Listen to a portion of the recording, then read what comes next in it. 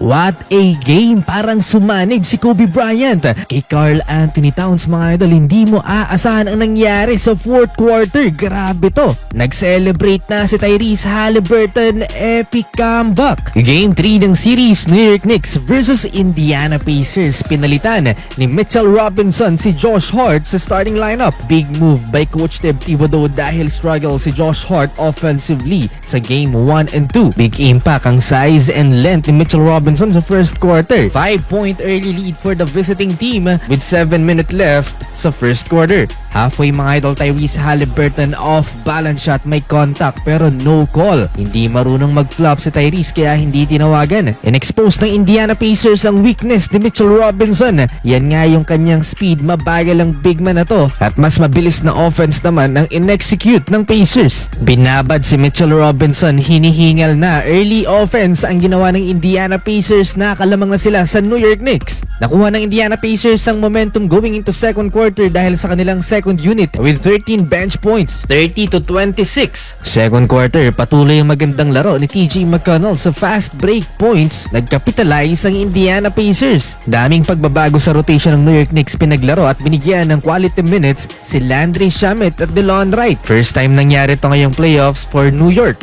Pero nagkaproblema ang Knicks na foul trouble si Karl Anthony Towns with 6 minutes left. Nakuha niya kanyang pangatlong foul. Nalagay din sa alanganin si Jalen Brunson, nakatatlong foul na rin. Puro baldog na ang tira ng New York Knicks habang ang Indiana Pacers lalo pang gumanda ang kanilang laro led by Tyrese Haliburton and Aaron Nesmith. Showtime mode, si Obi Toppin umabot na ng 20 ang lamang ng Indiana. And again, fast break points yung dumurog sa New York Knicks.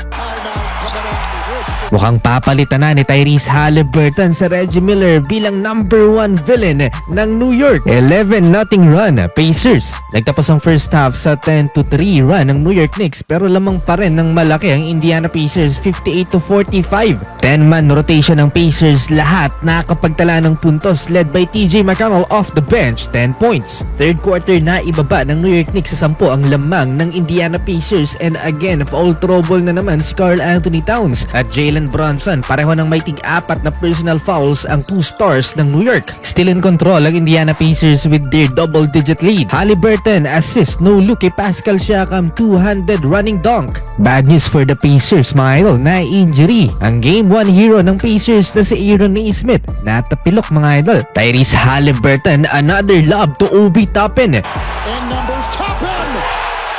Last 2 minutes, nakapagbigay ng spark sa opensa ng New York si Miles McBride with 7 straight points at 7-0 run ng New York mga idol. Nakat nila sa 8 ang lamang ng Indy but Miles Turner end the quarter with a dunk. 80-70, 10-point Pacers lead. Fourth quarter, Karl Anthony Towns 3-point bucket to cut the lead into 7. Nakakaamoy ng comeback ang New York Knicks, baba pa sa 5 ang lamang ng Pacers, 82-77. After timeout, Karl Anthony Towns and one opportunity na imintis yung bonus free throw pero 3 na lang inahabol ng Knicks. Grabe yung comeback ng Knicks led by Karl Anthony Towns, takeover mode. Bridges double, Towns cutting!